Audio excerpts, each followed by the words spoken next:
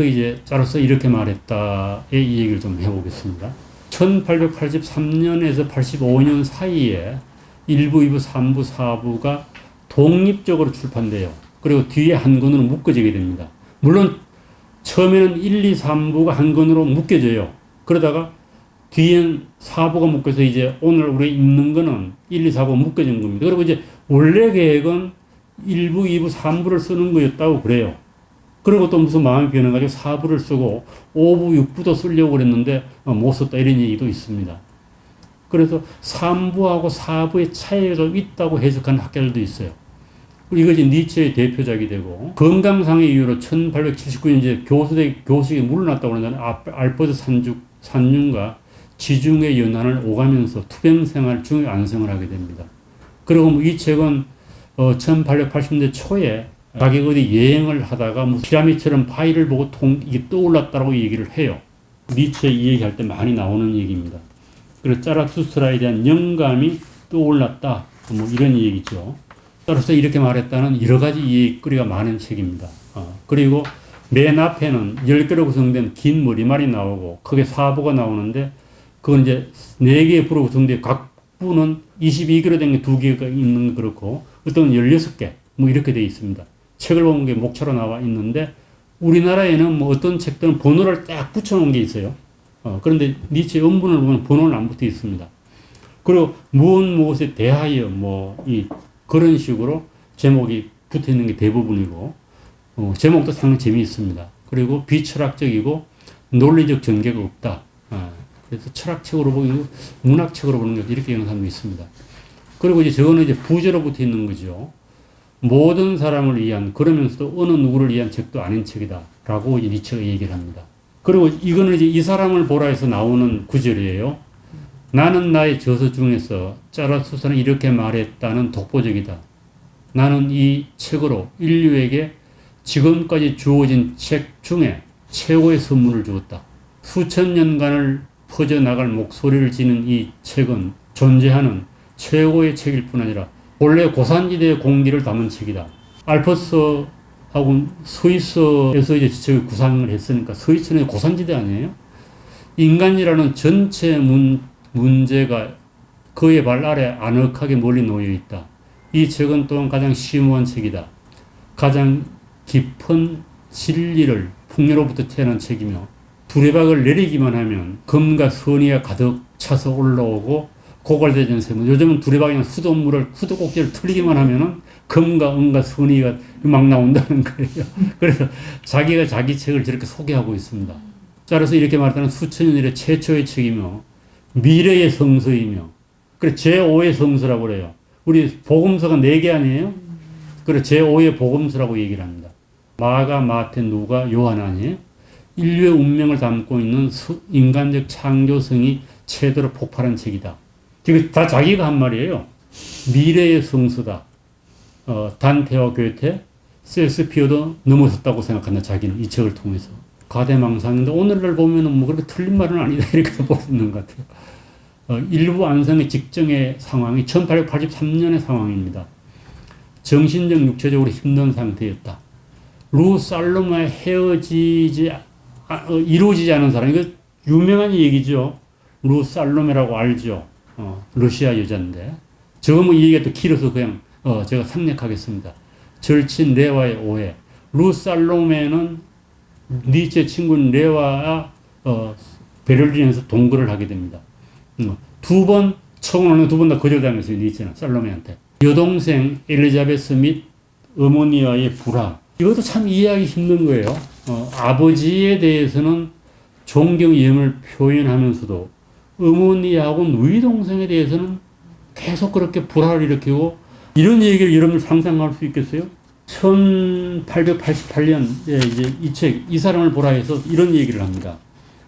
나와 가장 철저하게 대립하는 생각할 수 없을 정도로 상스러운 본능을 찾아보게 되면 언제나 나는 내 어머니와 여동생을 발견한다. 이런 천민들과 내가 친족이라고 믿는 것은 나의 신성함에 대한 하나의 불경이다. 이렇게 얘기를 해요. 그러니까 왜 이런 얘기를 하는지 모르겠어요. 저는.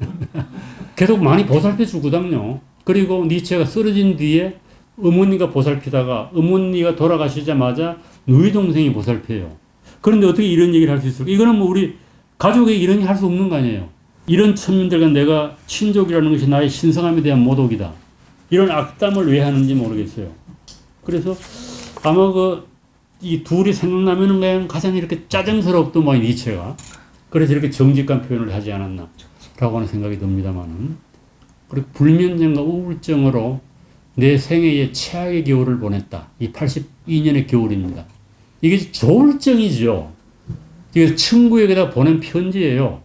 1883년 여름에는 완전히 천명한 날들의 연속에 힘입어서 일부를 안성했다. 하는데 일부를 열흘 만에 썼다라고 자기가 밝혀요. 2부독으로 열흘 만에 쓰고. 그러니까 오랫동안 생각했다고 해서 쏟아나온 거라고 봐야 되겠죠. 거짓말은 아닌 것 같아요. 각부를 안성하는 10일 정도밖에 안 걸렸다. 이렇게 얘기를 합니다. 그리고 니체가 제시한 미래의 인간상. 니체의 어떤 정신적인 고통, 육체적인 연약함, 뭐 이런 거를 극복하려고 하는 의지가 담긴 게 아닌가. 그래 자기 자신에게 한 말이 아닌가 하는 생각이 들기도 합니다. 자기 극복의 고통과 기쁨을 누리는 인간. 그리고 우리는 지금 비극이죠. 잘 먹고 잘 살다 이랬다면 스토리가 안 되잖아요. 그래서 되게 비극은 불행으로 끝나는 겁니다. 비극의 특성 아닙니까? 그래서 우리가 성공한 사람들의 스토리가 있다고 하는 얘기는 좋은 집안에 태어나서 좋은 환경에서 잘 먹고 잘 살다 이러면 스토리가 안 되는 거예요. 아주 나쁜 환경에 태어나서 그걸 극복하고 위대한 인간이 되었다. 이렇게 돼야 되는 거 아니에요? 그리고 자기 극복이 있어야 되는 게 스토리가 됩니다. 삼성의 이병철보다는 정주영이가 더 스토리가 있는 겁니다. 그래서 이 자기 극복이라고 하는 건 인간의 스토리를 만드는 대단히 중요한 요소입니다. 근데 요즘은 이제 저런 사람들이 드물죠. 그래서 금수저 이 얘기가 많이 나오는 거예요. 개천에서 용난다 이런 얘기 사라져가는. 그러니까 스토리를 가진 인간이 점점 사라져가는 그런 시대가 됐는데 그럼에도 불구하고 이번에 미국의 그 부통령 후보로 파트너 이제 그 사람 수로 있는 사람이죠. 유명한 영화도 나오고 책도 나왔죠. 좀 문제가 많은 사람처럼 보이긴 합니다만은 정치적으로 30몇 살이죠. 미국은 아직 성공 스토리가 있는 것 같아요. 그래서 아주 자기 어머니는 뭐 거의 중독자였어요. 지금은 거기서 벗어났다고 그럽니다. 저는 자기 극복의 고통을 누리는 그걸 이제 극복하고 기쁨을 누리는 인간이다. 자유정신과 육체의 통일체로서의 인간, 신의 죽음을 인정하는 인간, 삶에 대해 이대한 긍정하는 인간. 그래서 기독교적인 요소가 있기도 하고 또, 뭐 기독교에도 저런 요소가 없는 건 아니에요. 세 번째 것 빼고는. 예수도 그렇잖아요. 극심한 고통 속에서 부활을 하고, 자유정신도 뭐 기독교도 많이 얘기를 하잖아요. 그래서 일반적인 것 같다는 생각도 듭니다. 이거 제가 목차를 좀 소개를 했는데, 책 한번 보시면 다 볼 수 있는 겁니다. 짜르스의 머릿말이 있고, 짜르스의 가르침이 있고, 저기 1부, 2부, 3부, 4부 나눠요. 1부는 번호가 쭉 매겨져 있는데 1부하고 1번에도 22번까지 있습니다. 그래서 소제목 이름들입니다. 세 단계의 변화에 대하여. 세 단계가 낙타, 사자, 아이죠. 저건 대단히 유명한 얘기입니다. 덕의 강자에 대하여. 저편 또 다른 세계를 신봉하고 있는 사람들에 대하여. 저거는 기독교 신자를 얘기하는 거지. 신체를 경멸하는 자들에 대하여. 저것도 기독교적인 거예요. 베푸는 덕에 대하여. 이름 22개가 나와요. 그리고 제2부는 거부를 갖고 있는 아이. 저건 또 대하여가 아니죠. 행복한 섬에서 연민의 정이 깊은 자에 대하여, 사제에 대하여, 잡것에 대하여. 우리말로 천박하게 번역한 거죠. 잡것에 대하여. 춤에 붙인 노래, 예언자, 더없이 고요한 시간. 3부는 방랑자, 환경과 수수께끼에 대하여. 감남산에서, 감남산 성경에 나오는 얘기죠. 그래서 성경을 연상하는 게 상당히 많습니다. 배신자, 지금 가룟 유다를 생각하는 거죠. 귀향. 흔히 말하는 악셋에 대하여 7개의 복음, 저것도 요한계시록에 나오는 거예요. 그렇다와 아멘의 노래. 4부가 꿀복납, 구조를 청하는 절박한 애찜, 앙들과의 대화, 거머리, 최후의 만찬, 것도 성경적인 거죠. 각성, 나귀의 축제, 저것도 성경적인 거예요. 조짐, 마지막에 나오는 게 조짐입니다. 그래서 이렇게 이제 4부까지 나와 있습니다. 등장인물은 뭐 숲속의 성자, 줄타는 광대, 그래서 여러 가지 사람이 나와요. 시체를 매장하는 자, 어린아이, 제 발로 거지가 된 자, 뭐 재밌는 말들이죠. 등장하는 생물도 많습니다. 독수리, 뱀, 낙타, 용, 악어, 공작, 올빼미, 방울뱀도 나오고, 사과, 무화과나무, 야자나무 뭐 이렇게 쭉 나오고 내용은 요거는 조금 네 말씀 이제 따라서 원문이 나옵니다만 10년간 산중에서 명상을 마친 자로서 이거는 예수를 연상하게 하죠. 예수가 30살에 40일 동안 광야에서 돌을 닦잖아요. 실험도. 그런데 자기는 10년간에 또 부처도 연상하게 돼요. 부처님은 어떻게 해요? 29살인가에 이제 출가를 하셔가지고 6년 동안 수련을 하시죠. 그러니까 이제 되게 성인들은 그런 수련의 기간이 있습니다. 그가 터득한 새로운 복음을 전하기 위해서 인간 세계로 내려온다. 운터강, 하강이라고 얘기하기도 하고, 하락이라고 얘기하기도 하면 여튼, 내려오고, 몰락이라고 운터강은 독일어로 운터강인데, 아래로 내려오는 거예요. 몰락이라고 표현을 씁니다. 자로서의 여정에 따라서 장면이 계속 전환이 됩니다. 그리고 만난 사람들한테 이야기도 하고, 설거식에 선포도 하고, 또 독백도 하고, 그래서 그 여러 가지 형식에 나와요. 특성은 지혜서나 성찰록, 인생론 같게 보이기도 하는데 기존의 지혜서나 성찰록하고는 다르다. 아주 특별한 책이다. 니체를 현대에서는 자기계발서로 또 이렇게 많이 이용이 되는 것 같기도 해요. 또 그런 식으로 편집된 책도 뭐 시중에 많이 나와 있습니다. 아주 특별한 책이고 성경을 연상하게 하는 대목이 많다. 그러니까 니체는 성경을 깨고 있는지 모르죠. 그 집안 분위기도 그렇고 해서.